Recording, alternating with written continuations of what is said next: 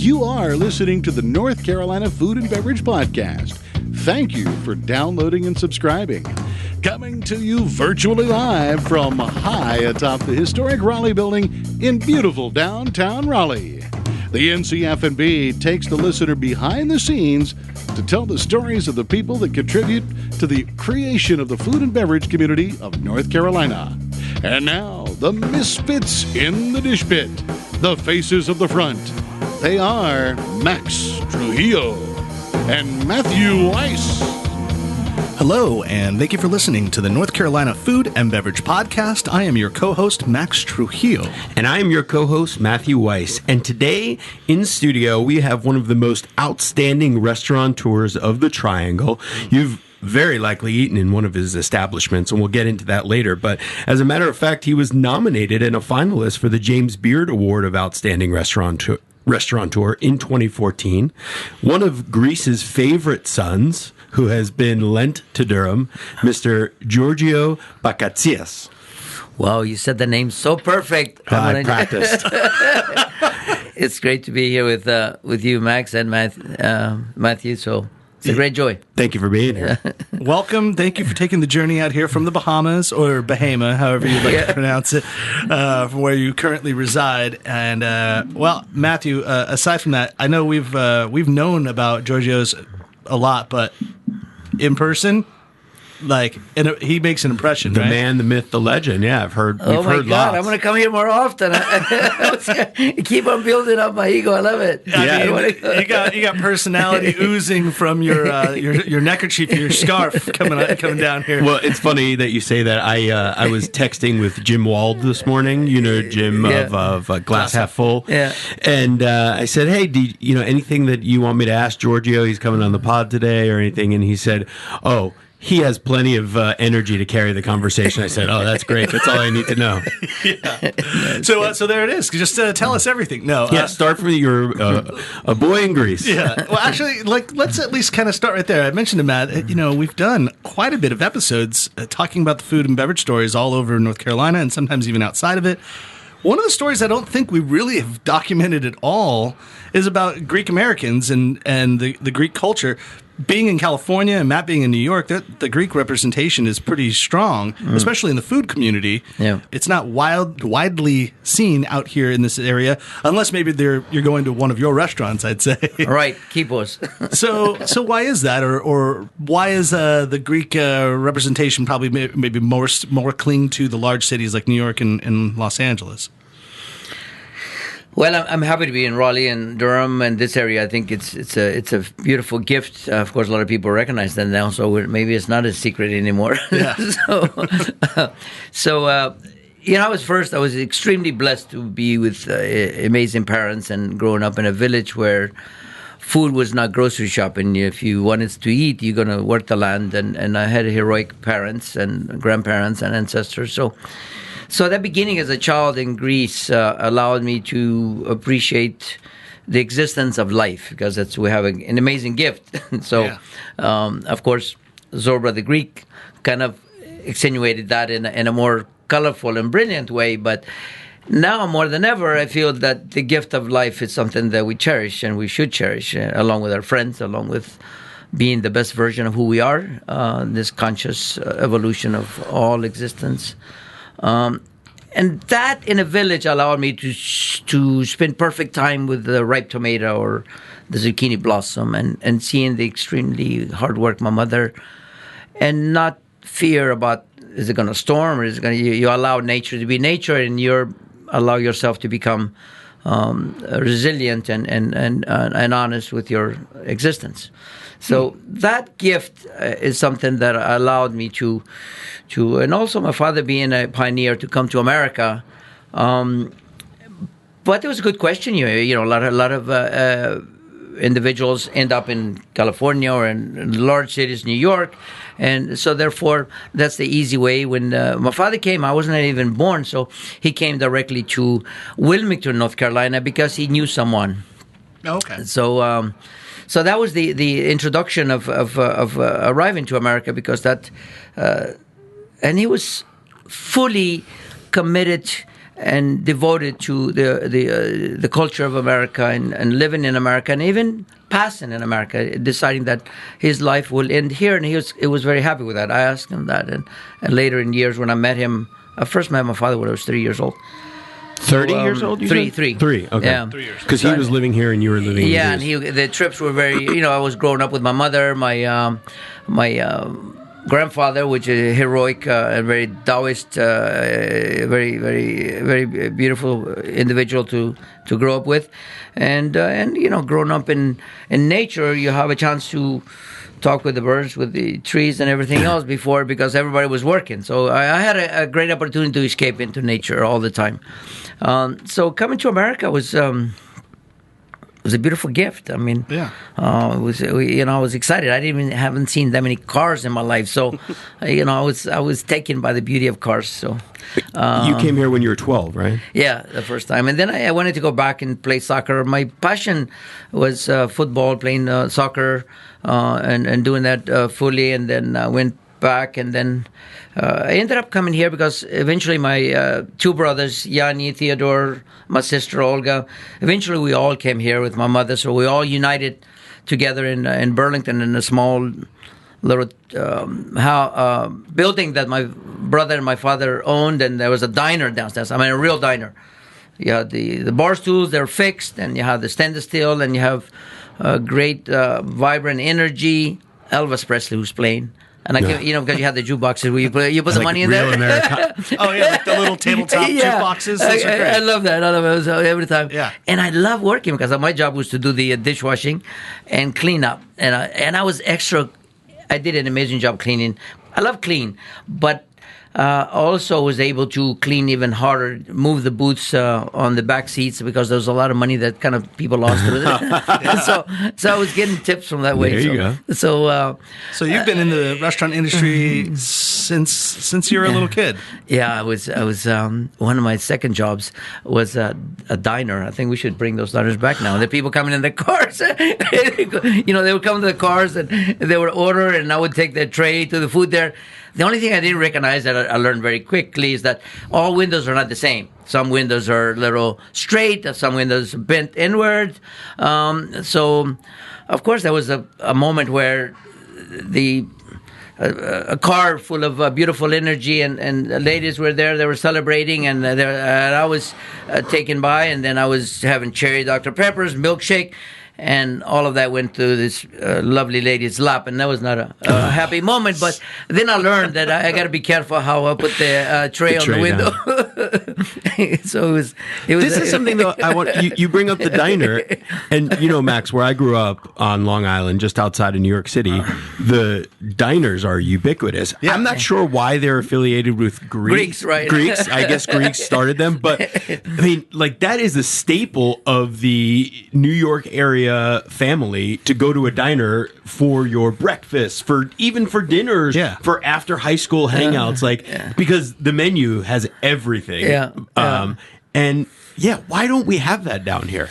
I know diners. I looked at diners because I have, along with Giorgios Hospitality Group, I have a design group like Global Souls that we do concept development for individuals around the country, and we've done overseas as well. So it's kind of a quiet thing I do, but I enjoy a lot. And then I was up with a friend of mine that owned some of the major diners up in New York, and he was telling me about the certain energy vibration of the right team. Of course, we know that if you have the right team in any operation, you're going to do extremely well. Yeah. And he was kind of, because there's not much room for error, and the high volume they do, and also the quality standards that we maintain with such a variety. Right. And that's a dying art to be able to keep that kind of long menu and do it well. Yeah. And being able to, and I mean, this is diners that were doing like 5, 6, 7, 8, 10 million. So you're talking about serious nonstop business from morning to whenever they close. Yeah. So, so a lot of them don't. They're 24 hours. Yeah. So and my brother did well. And at that time, I really cherished and totally was allowed myself to be. I enjoy seeing individuals of all types of background come in a diner that were. It's almost a wonderful view, and you love to see that chatter, the laughter, the happiness. And that still is something that drives me in this business, is to be able to see someone enjoy themselves. Whether it's they're eating a burger, or they're eating a filet, or eating a vegetarian dish, whatever they're having, is to be able to say, around this table, everything is okay. We're having fun. Yeah. And I never, that's the moment that I was connected to, even though after working in the restaurant at a very young age and enjoyed curating and saving money, because my first $5,000 I spent, I ended up going to Paris. So here's a village boy that grew up as a peasant, come to America, and was mesmerized with the cars, because at that time in Burlington, this restaurant was on Main Street. So there were cars going up and down. I said, what the heck? We have a parade all the time here. It was like, and then I realized same people were coming around. And then that's what you call the Dragon Main, was it? Oh, yeah. like cars that are like drag strip? Drag racing? They're coming, no, they go up and down. This is the social hour. Yeah. It's the main drag. The main drag. The main drag. So that was my introduction to social life, and I was out the window. So I said, wow, I was just kind of enjoying the scenery. But it's fun. That's a lost art of community. I remember growing up in San Jose. There was you go downtown San Jose, they actually had to put signs up everywhere saying no cruising zone. But that's what you did when you were 16. You just got your car. Yeah, you'd sit there. Everyone's got the top down, the windows down, music blaring, and everyone's just flirting with everyone, hanging out. It's like everyone's driving at a 2-mile-an-hour pace down the biggest road. I think kids today would be thinking about this, going, "What? What did you guys do?" Also an enormous waste of gas. Right. Yeah, but you're showing off your car. Yeah, you showed off your car. You're look at how awesome this ride is. Yeah. Look at, you want to hang out? Yeah. So, okay, so when you kind of look at yourself now with all of what you've learned, how do you see yourselves most? Do you see yourself as one that kind of comes from the kitchen, or do you see yourself more that comes from running the restaurant, more overseer, or how do you perceive where you fit into this food and beverage industry? That's a great question. Well, thank you. Right. When I was playing soccer all my life, I always wanted to be in the center, and of course, we're into marathons and martial arts. So. And the reason I brought that up, and being in the center middle field, as a soccer player, you're able to see behind without turning, and forward, sideways, right, left, and so on and so forth. So I think in this point in my life, in the hospitality, I definitely want to I truly wake up and realize, and it's a good exercise for me, that I'm still a beginner. In a sense that some of the greatest work that I should share and bring forward, as well as attract individuals that inspire me, and hopefully I inspire them. It's a time where I'm almost in the beginning stage of creating a hospitality in a new chapter. So I think I see myself in the kitchen because I witnessed, I felt, more important. I think it's more that it's a feeling than anything else. The nourishing and the love that food brought to me through my mother, the way she was an enormous cook. So that feeling of nourishment is beyond just a recipe. That feeling of nourishment, I think we're going to be hungry for that more than ever, that the food, as the ancient ancestors used to say, let the food be medicine and medicine be food. So I think that element is coming in different ways and different packages to us. And because we rightfully want to know what the farmer looks like. And more important, we should ask the question what the soil looks like. Mm-hmm. Because I think that soil is, of course, I have a lot of gardens around the house and a lot of flowers.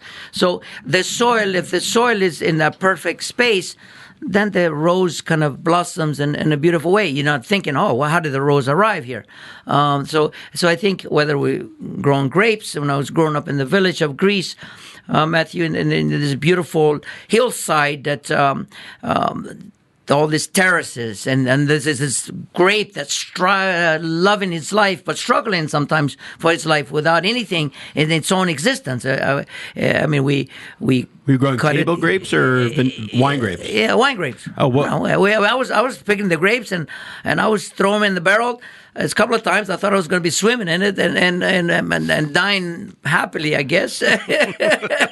Yeah. So it was like a Pinot. It is the fresh, vibrant, energetic wine, Mama. And I had an incredible winemaker, and we're getting off topic, but I think it's still relevant to the question, Max. I think and I make this point because I think I never forget it in my life, and it's always an inspiration, because there was one person in Fanis that was an amazing winemaker. It was he lived till 100 years old. So always as a child, I had elders as mentors, as teachers. At school, like, I think there's nothing wrong with school. I just couldn't sit on the desk and repeat stuff they told me. So I would find some elder, and I would enjoy spending time with them. Yeah. And with this winemaker, I would just observe him. Because in a village, you become an observer, so there's less noise.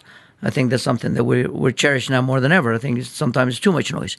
So that you hear nature, you hear the purity of nature. And then when you observe in someone, you see everything that they are, in that aura and that energy and their love for what they do. And he was making, and I asked him, I said one time, because he was always measured. I would go down to the underground. Of course, that's where the cooler was, because that's how the wine, and I would bring up a little pitcher of the wine, the house wine. But he always drink his 2 glasses at the most. And he said, "Would you like to get you another one?" I said, No, that was enough. So he always had measurement. He was an etiquette. I said, we're in a village, and I know he didn't go to any school to learn etiquette or anything like that, but he was always measured. He was always balanced. So then I asked him the question, how did you learn how to make wine? And, he kind of took a breath and just says, he said, I become the grape. Yeah. So, what does that mean to you? Like, what does that mean? So back to the question of, I want to become the guest. I want to become the cook. I want to become the ingredient. I want to become the environment. I want to be the inclusiveness of what life should be. This higher spirit, consciousness that becomes and understands the totality of all that exists. That means how to serve graciously, without expectation, with this kind of surrender to serving. And I love that. I recognize that very young in life, and through the various teachers and the various abilities to experience life. When I first, as a 16-year-old, when I saved $5,000 and ended up in Paris, I was observing the finesse of refinement I was able to garnish a table at the Ritz at that time, and able to lose myself in this fine dining experiences. And I wanted to see what I knew what peasant life was. It was anything less, and it was not something that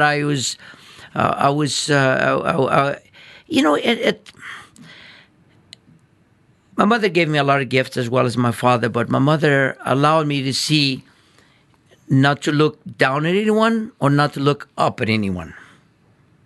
Be measured. And also at the way you perceive others. Yeah. You don't look up or you don't look down. It's a human soul looking at a human soul. Mm-hmm. Side by side. It's that kind of beauty. So that element, I think, when I went to Paris, I had to learn it because, there was the fine dining. I like to dress up. It was good. And the food, of course, at one point, I didn't know I ordered the onion soup. I didn't know which soup, because we had all kinds of fish soup, or everything was all perfectly aligned and beautiful elegance, and from the flowers to everything. So that observation allowed me to also enjoy the design element. Back to your question, to be able to create the space, because I'm at a young age also like theater, and there was one path I was going to go into is film directing. So I like to become strive to live a life that's fully measured, to take the biggest bite of life that's possible, to become masterful at the variety of that. And I love the aspect of being able to walk in the restaurant and in a minute, in a second, feel the energy and know that this restaurant, if you're an accountant, makes great money. This one needs to have improvement. This one is struggling here, and of course you may have seen the same thing because you've observed and watched and you work with different restaurateurs and operations. Sure, yeah. So all of it right quickly and allows you to know how the food's going to taste and so on and so forth. So that ability to become observant in life, to be able to be a film director, to be able to love the of sharing, of giving, and I love cooking because it becomes medicinal for me. Medicinal in a good way, in a way where when I eat, I like to eat in a very. I eat everything, but I love clean flavors. I like clean food. Growing up with my mother, and I love the cultures and I love traveling. So I like the aspect of the totality of the business, from the front to the back to the every essence of it.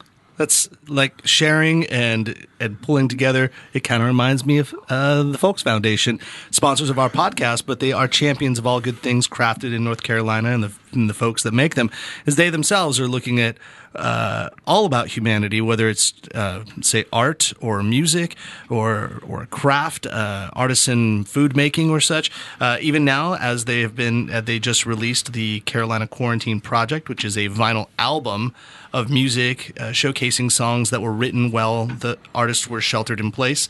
The album is on sale now. You can go directly to folksfoundation.org, buy the album, support local musicians, support artists in general, and because Folks Foundation is a 501c3 nonprofit, and through ongoing grants and sponsorships by you, the Folks Journal that they make is available to read and to learn more about the beautiful things that happen in North Carolina.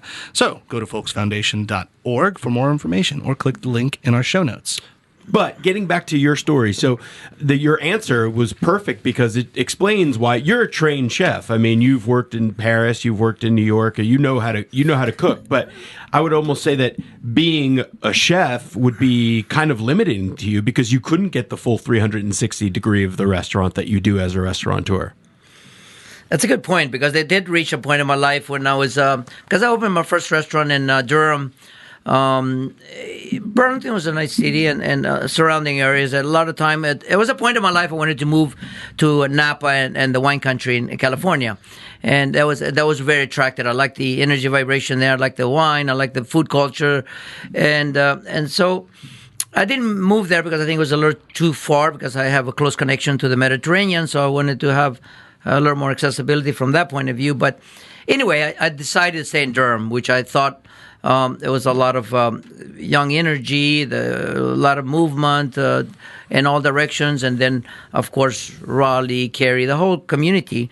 I think I found that it was not where it's at today, but I kind of looked forward and I said it's going to be in coming time. So let me be part of a small part of doing my little thing in the hospitality industry. So I opened my first restaurant when I was 21 years old in Durham, BC, Bakatsias Cuisine, which was very formal, very fine dining, a lot of tableside, from Cherry's Jubilee to Bananas Foster to Chateaubriand to filet and fish and duck. And so that was exquisite. And then after, let's say, close to 10 years, the first year I didn't know how I was going to survive, because I said, wow, is anybody coming in? And then, of course, after a while, the people embraced it extremely, and then it was even hard to get reservations. So it was rewarding at a very young age. Like at 25, I was what's called successful in the business in a way. You were mainly in the kitchen there. Yes. I mean, even though you were chef owner. And it was a closed kitchen for the first one. After that, I never did a closed kitchen. It was a closed kitchen. And I was intense, at 21, because timing was crucial. You prepare a dish, like, for example, in the kitchen, like a bouillabaisse or something. And then you had a steak there and prepared, and you have a fish fillet at the table. So, and you have all these elements, and you want the experience to be in a timely manner. So everything had to be timed. So my patience was less then than it is now. Through the years, I become very, very zen. So it was incredible that, and I was happy that I had a closed kitchen, because at the time I only could afford 2 other people in the kitchen, myself and two others, which they're still working for me, believe it or not. Later we're going to get into your penchant or your talent of picking chefs, but please go ahead. So, but after that time, I came back to the point we were making, is that there's a question that you have in this silence that we're gonna continue to talk about this, because the inner self knows what your real truth is. So there's a moment in time where I stood still and I said, am I committed to being here in this operation for whatever time, or do I want to adventure life and create other concepts? So at that time, the answer was very clear. I'm not committed to staying here.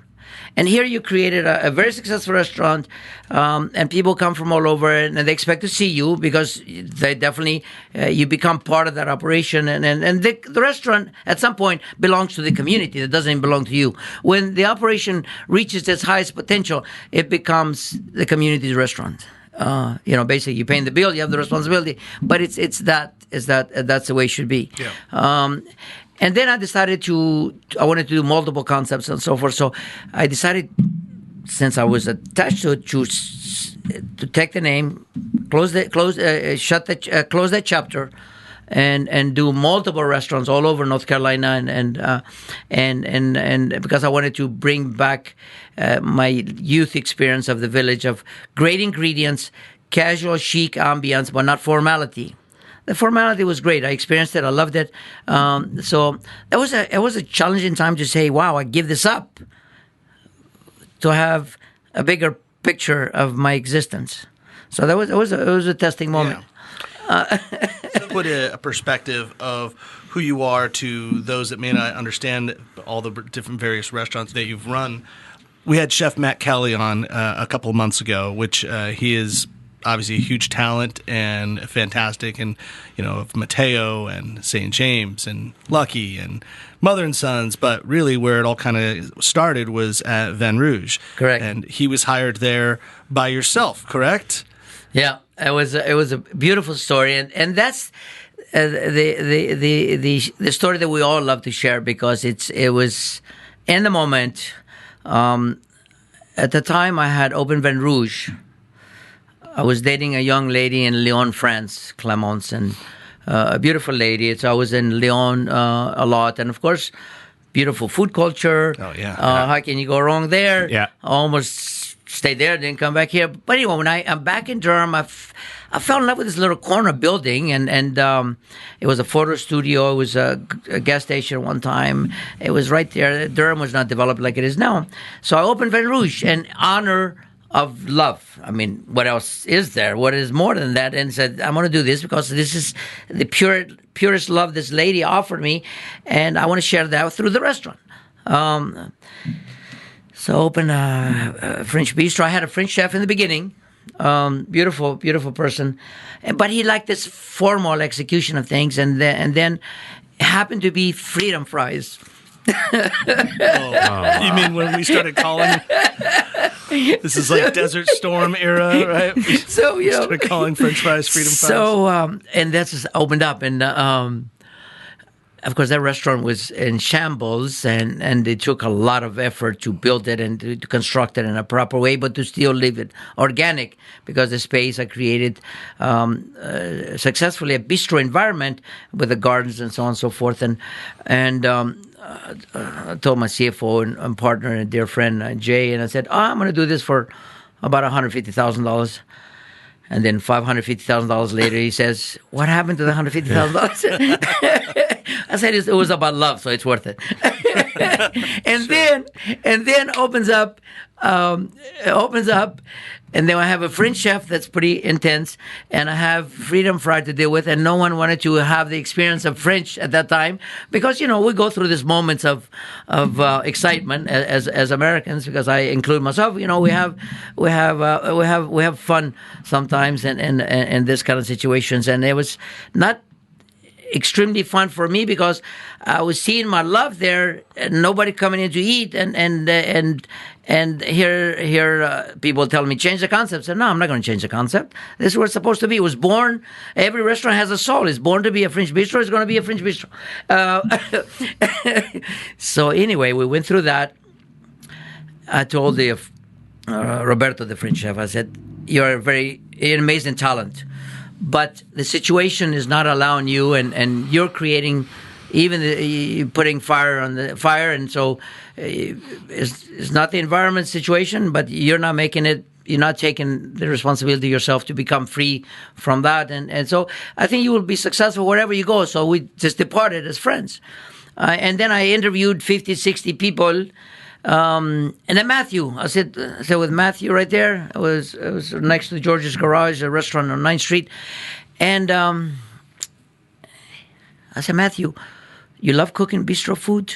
Because bistro food is comforting. It's simplicity of execution, but it has technique. You have to have some skill.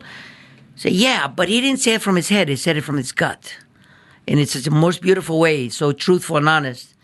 And it was in his early 20s, and I said, "You got the job." I knew he was working with a very dear friend of mine, William. An amazing chef, and he said he has an enormous talent, and give him a chance. But after I met him, it was like a connection. So we had this connection, and from then on, he took the responsibility to dive into that moment and said, "We're gonna get out of this wave. And we're going to go through the rough waters, but we're going to end it up in the right area." So because once people commit 100%, you cannot have an ounce of hesitation in order to achieve the ultimate success. You have to be totally in. Yeah. So he was totally in. And if he needed one eggplant, he bought one eggplant, not two. So he guided the whole experience, not only of consistency, because he loves to cook, and then, of course, he is like a sponge. So through traveling of New York and other major cities, he continued to evolve as a person, constantly hungry for learning more and becoming better. So, and it's a beautiful story because he's continued to contribute to the community, to himself, and to success. And that's what I get great rewards of, because we have a lot of talented people working with us. So we have incredible individuals, and that story has the moments where you go through a storm and you know it's going to get bright at some point. It's going to be there, and it's been beneficial to the community and a very successful restaurant. It still is successful. And what's cool is that you guys remain you're still partners and business partners in Ben Rouge, right? Yeah. Even though you have your own concept to break off, you've held that one together. It's an honor thing, you know. It's not like we need each other in that kind of needy way. Let's put it. We're respect is more of a respect and growth, and we can sit down, have a cup of tea, and laugh, or a glass of wine. So, and that's important in life to create relationships that are meaningful, purposeful. Yes. That's awesome. In a second, we're going to get to another chef that you hired way back when, but I just wanted to let you know that we have, in fact, recorded an episode inside Ben Rouge almost 2 years ago. About 2 years ago. Interviewed when Michael Maller was still the beverage director there, and he invited us in because he had to work, but we sat down and had some snacks. And so, I mean, I've had great meals there as well, but that was a cool episode. Yeah, it was nice inside to the wall, be in there. Yeah. So, Max, I've referenced this a couple of times. Do you want to take a guess of who was the opening chef at City Kitchen, another one of your fine establishments in Chapel Hill? Oh, my gosh. Well, he's been a recent participant in one of our episodes, very recently. Well, give me a timeline. When did the City Kitchen open in 2002, I believe? Yeah. It was Spice Street for 15 years, and then rebranded, I don't know, can't even keep up with Take years. a guess. Oh my God, you put me on the spot. I am. Brandon Sharp. Not a bad guess. One of Saltbox Seafood fame, No Mr. way. Ricky Moore. Ricky is a beautiful soul, and Wow. Yeah, Ricky is extremely not only talented but just a great human being, and a great friend, and I'm glad you.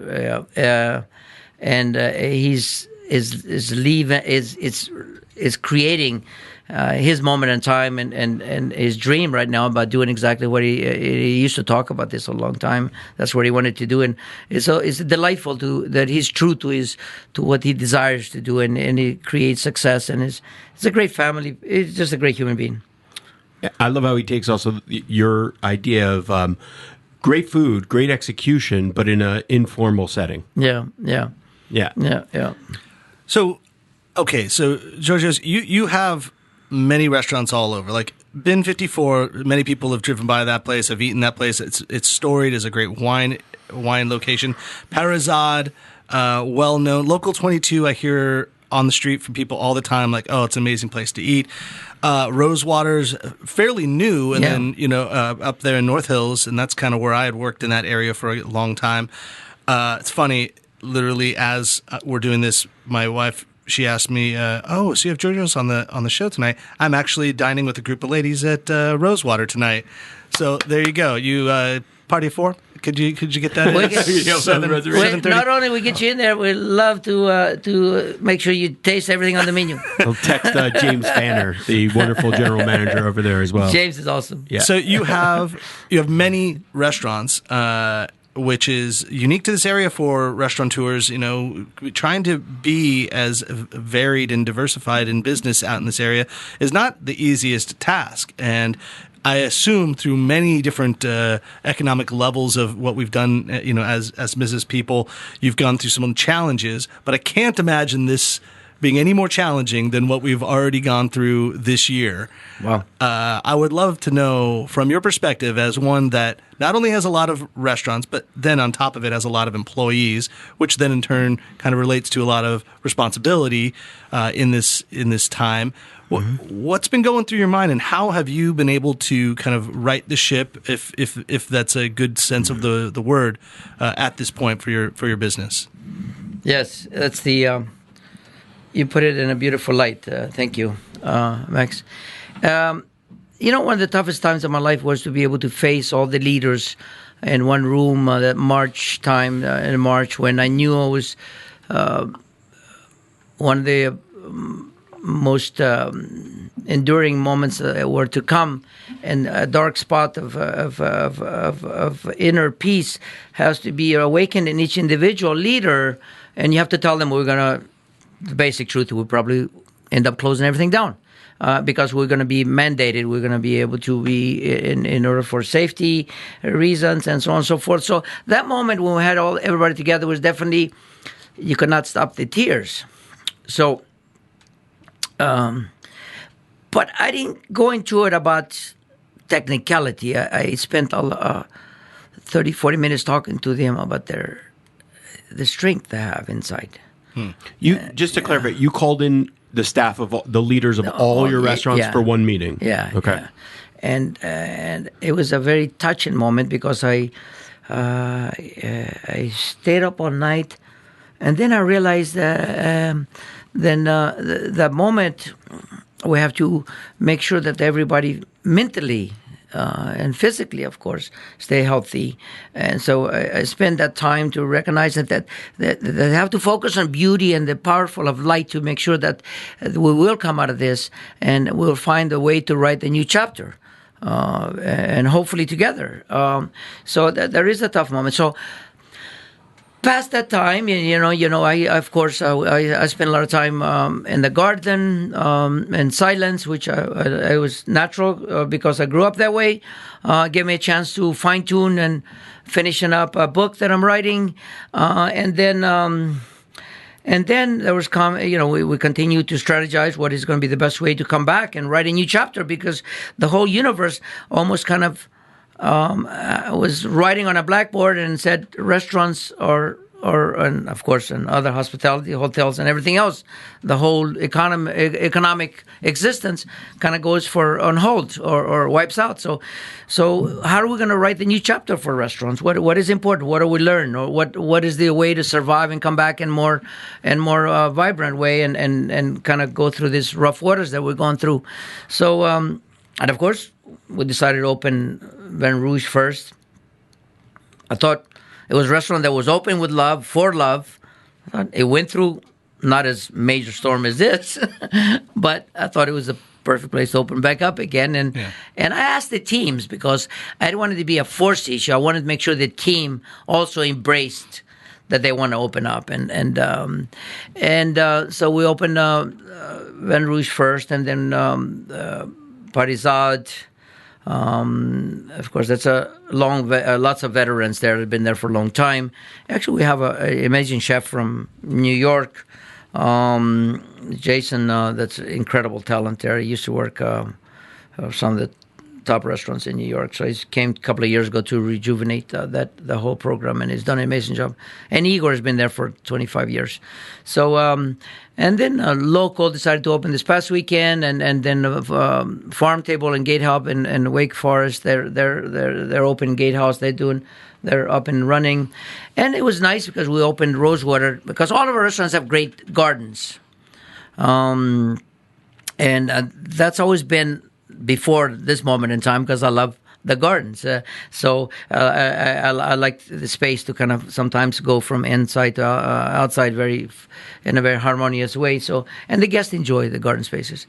So now I think we have to understand, as my mother, as a company, the gift that we have, that we're healthy and who have the ability to curate and control this beautiful gift we have as individuals. There's some things that are out of our control, but we have to be mentally ready to control this beautiful gift that we have as a self. Of life, and how we go back at it, and not allow fear.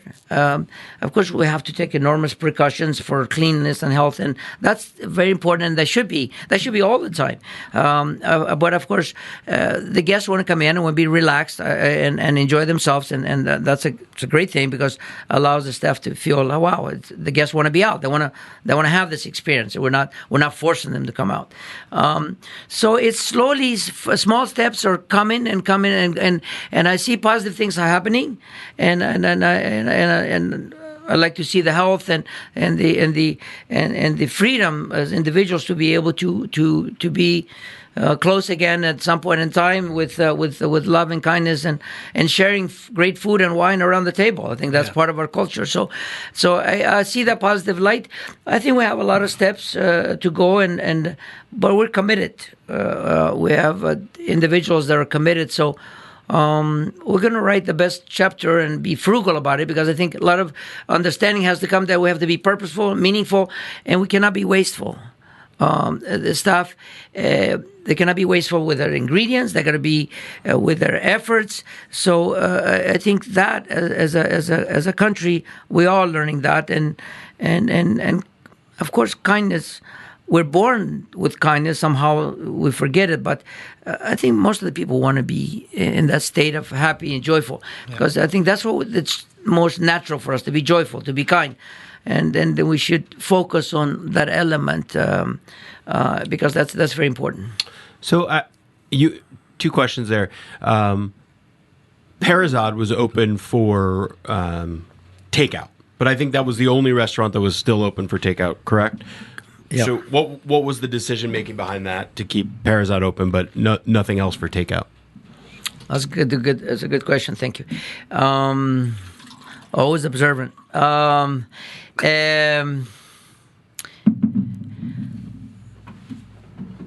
Being a kind of a home base for many years, Perazad's there for 27, 28 years, whatever.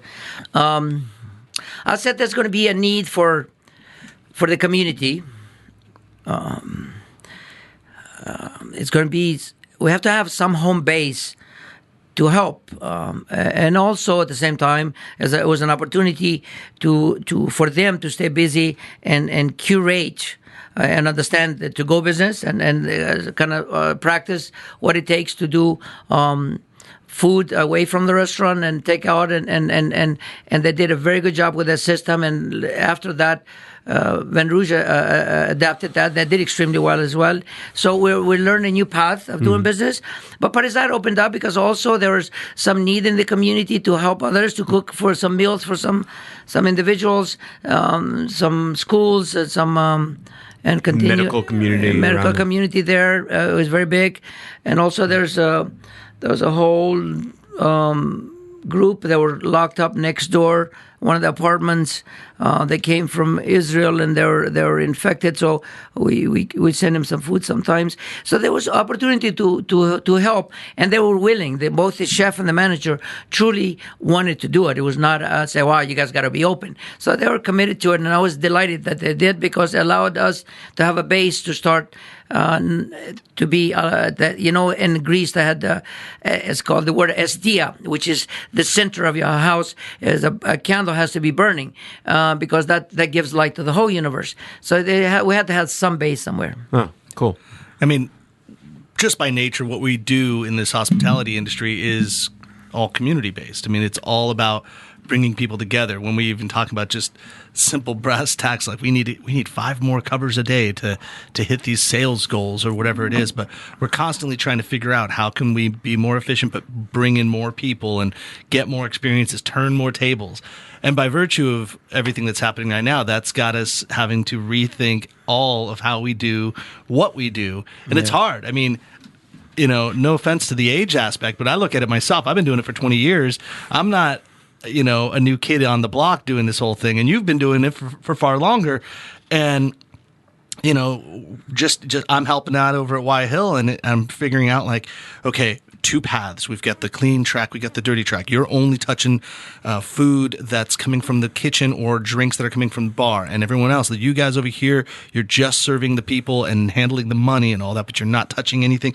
So we're like doing this. But what I've noticed is in doing that whole process, we've almost created a new efficiency, and we almost have found that the work is almost simpler now, and you can be more engaging. And so by virtue of all of the restrictions and the ideas and even just not even just restrictions, just what we feel is safe, it's almost made our system kind of work better. So I don't know if you've felt any improvements or thoughts that now you've implemented in this new time that maybe you'll, you know, continue to go with from time on, or if any efficiencies. I know that's kind of more of like a granular type of way of looking at the business, but if basically 2020 so far has taught you a lesson of anything for running businesses. No. It's very important, because it has. Yes. Most important, I think, whether it's business or individual, because I think, as we said, it's the self, and I think not just myself, but I think others realize, like you said, the slowdown of this existence, because it goes very fast to begin with. Right. Life is the most precious gift that we're honoring, and like you said, we're at this age that we're not afraid that, because that's a given. You know, we have a beautiful life and a beautiful journey, and that will pass. There's nothing to fear. There's absolutely nothing to fear. But how we do it and how we consciously do it, whether every action we take makes a difference in someone's lives or your life in a positive manner, in a proper manner, or not being so wasteful, or not, and it's beautiful that, because you brought something to my mind, is that habits form sometimes toxic environments of waste. Because, you know, we're doing something sometimes, it could be good, and sometimes that turns to be bad because it's just a habit, and we're not questioning, is this necessary? Is this going to help the community? Is this going to help the cosmos in a way that, in a small way? Because, you know, we all a small part of the whole picture, of the whole puzzle. So I think this is, very important lessons, whether small lessons or bigger lessons, learning the business model of what does it take to serve the guest at a dinner at their house, and what do you expect? How does that formulate? How do you represent your restaurant off site?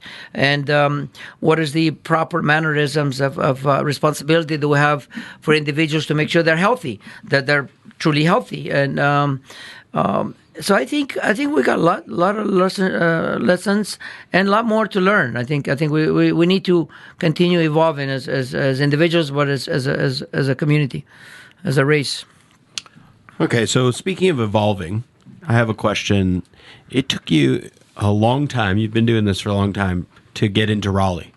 And Rosewater, it's a little less than a year now, but especially pre-COVID, was wildly successful. Yeah. And what took so long to get into Raleigh? I wanted to be in Raleigh. Has enormous market. I eat quite a bit in Raleigh. I go out to the restaurants, lovely restaurants, and then I realized the community of Raleigh is really becoming a global community from the restaurant point of view, and the influence of people moving, like the two of you, from all over the world. So I've seen a whole balance of the eating culture. So I was thrilled. I wanted to go in the right location, and of course, it was a perfect opportunity for us, for me, because the relationship with Kane was extremely powerful, and they're amazing operation and a great landlord. So it's a joy to work with people that embrace. But then I fell in love with this center piazza that in this high rises you have this piazza that you create a garden for people to gather and laugh and celebrate. So yes, it is the environment. It is the landlord that we're dealing with. Is the whole scenario. But I think overall the community of Raleigh is very grateful. It's grateful for good food. It's evolved a lot. I mean, this community Raleigh is huge, and I think it's just the beginning. It's going to continue to evolve, and you can see how many restaurants that are successful in Raleigh, and we'd like to see those independent restaurants come back. Because I said this many times, I said there's plenty of room for the chains, and they serve a purpose. But the independent individuals that really also have a love affair for their craft, we need to make sure that they're preserved in the right manner, and they're delivering their best foot forward. So I want to do more things in Raleigh. So you're gonna see me do a lot more in Raleigh, because the community is great. It's a beautiful community to serve. They're grateful. They appreciate. They understand food. Yeah. Yeah. I mean, Giorgios, we are going to have to do a second episode with you just to get deeper into this. I love listening to someone that has perspective, and if I have any takeaway from my conversation with you here, and if listeners have it, is like you've taught me to really think about how I fit into this world in a much more global sense, not in a social or governmental or different sense. It's more like we live on this earth, and like you said when you were a child, you're like, the weather's going to come. We have to be resilient. We have to just kind of go with it. And it's like a perfect example for what's happened this year, is to become resilient and to understand that we're all just kind of living on this earth, and we're all just trying to make our way through it. And I love that it seems so simple in your mind, or like it seems so simple to you to get it out there. And I think we do overcomplicate things much more than ever. And yeah, maybe thinking about new business practices and new ways of doing it, that mentality of, well, that's the way it's always been, really doesn't hold water anymore on multiple tiers and in multiple industries and social statements on that form. So I appreciate just getting to know you and more about what you're doing in this industry. Again, to summarize, the whole Zen philosophy, which with you operate, but yet you have this very simple model of the answer is within you. The truth will arrive. You just have to be kind of ready to see it and have your head on a swivel, just like the winemaker with the idea of, well, the wine's going to express itself. I'm just a servant in getting that wine, that grape, to where it wants to be. And then also, you reminded me of something else, this little poem that I saw as a child, where it says, don't walk behind me, I may not lead. Yeah. Don't walk in front of me, I may not follow. Yeah. Just walk beside me and be my friend. And all great philosophies to live by. So, and also, the next time we have you on, we're going to talk about Greek wine more and its place in North Carolina. And Greek food, yes. And I'll tell you, and Greek food. But I'll tell you one place you can get Greek wine right now. Where's that, Matt? 4 different locations in North Carolina. Sardinia? Close. Oh, that's in the Triangle Wine Company. You can get the Greek wine. Awesome. And they have 4 locations. Yeah. One in Holly Springs, one out in Southern Pines, of course Morrisville, and then their flagship, which is in Cary. They're also going to be opening up in a couple months in the Bedford area in North Raleigh. So nice. All right, awesome. all your needs. Great wine shop, great people, and use the NCFB promo code. You'll get a discount. So that's trianglewineco.com. They'll deliver.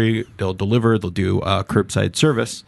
And when you're there, and for you right now, Georgios, before we leave, we got to talk about Proof Alcohol Ice Cream, who is a great sponsor of our podcast. Super. I don't know if you like ice cream, and I don't know who if you doesn't like ice cream. Yeah. maybe a little bourbon too. Yeah. Maybe a little, Together, it's good. I don't think they have an ouzo flavor back there yet. But it could be maybe developed. We could work on that. And mastiha. I made ice cream with mastiha. Oh, really? From Chios. It's the only place it grows.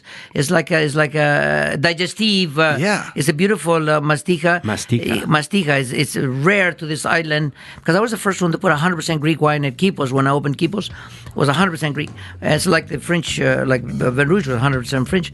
But anyway, we're going to have to talk to Jen Randall over at Proof Alcohol Ice Cream. Maybe we can bring in a Greek with style ouzo, with ouzo or some digestive. Masticas. Well, until then, you can get something from our freezers here in the kitchen, and we'll send you home with a pint of ice cream. There's 7% alcohol per pint, and just think differently about dessert. Why not put both of those great things together in one container?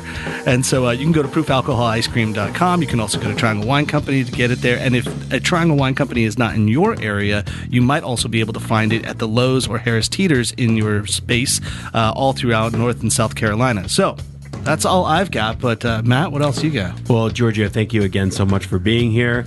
And for all of you out there, go to one of Giorgio's restaurants when Kipos reopens, and wherever it will reopen, go to there or Perizot or Vin Rouge or the 9 Rosewater, others restaurants, and you will certainly eat and drink very merrily. Thank you, guys. Good to invitation. Thanks for listening to the NC F&B podcast. And if you've stuck with us this long, review us on iTunes, and remember, 5 stars are encouraged.